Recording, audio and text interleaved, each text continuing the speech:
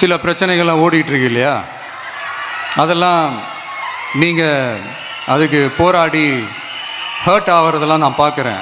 அதை பார்த்து எனக்கு ஹர்ட் ஆகுது. அதெல்லாம் நான் பார்த்துக்கிறேன். அவ்வளோலாம் ஹர்ட் ஆகுதுங்க. அதெல்லாம் வருத்தலாம் கிடையாது. சரிப்பா, வாக்குறுதிகள்லாம் கொடுக்குற, உறுதிமொழிகள்லாம் கொடுக்குற, இதெல்லாம் ஓகே தான். ஆனால் ஸ்டாலின் சார் செய்ய முடியாததை நீ எப்படி செய்வ அப்படின்னு உங்களுக்கு ஒரு கேள்வி ஒன்று வரும்.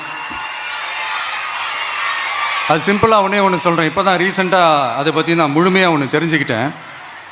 நம்ம மாநிலத்துக்கான மொத்த பட்ஜெட் வந்து 4.39 லட்ச கோடிகள்.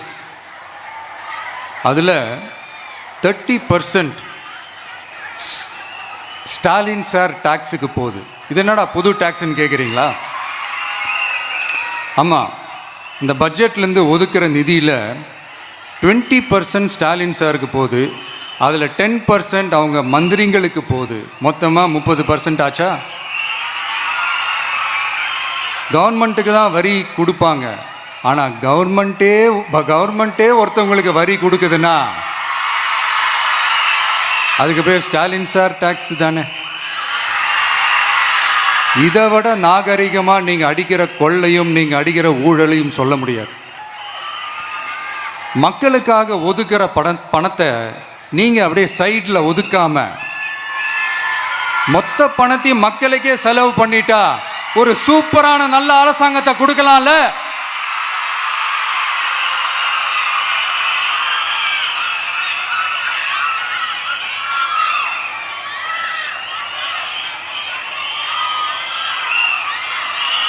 இப்படிலாம்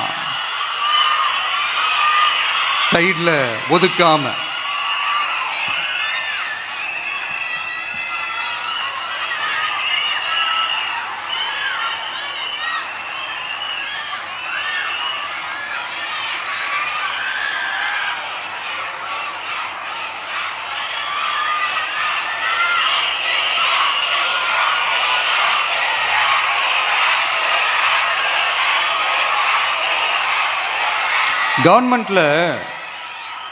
கவர்மெண்ட்டில் காசு இல்லை அப்படின்னு சொல்கிறாங்க.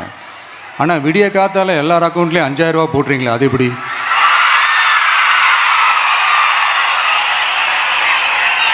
$2000 போடுறீங்க, 3000 போடுறீங்க, 4000 போடுறீங்க, இதெல்லாம் எப்படி?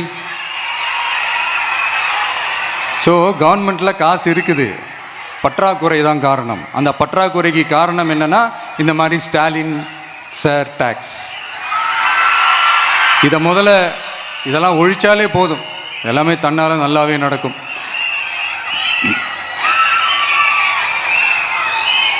அப்புறம் ரீசண்டாக இருக்கிற நிறையா பிரச்சனைகளில்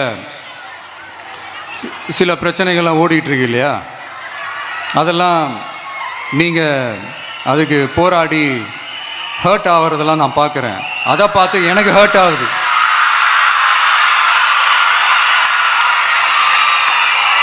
அதெல்லாம் நான் பார்த்துக்கிறேன். நாமளும் நீங்களும் சேர்ந்து மக்களுடைய பிரச்சனைகளை மட்டும் பார்ப்போம். சரிங்களா? அவ்வளோலாம் ஹர்ட் ஆகுதுங்க. அதெல்லாம் வருத்தலாம் கிடையாது.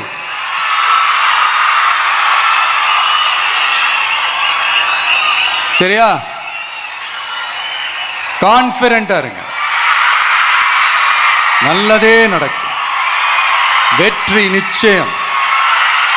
மீண்டும் சந்திக்கும் வரை நன்றி, வணக்கம்.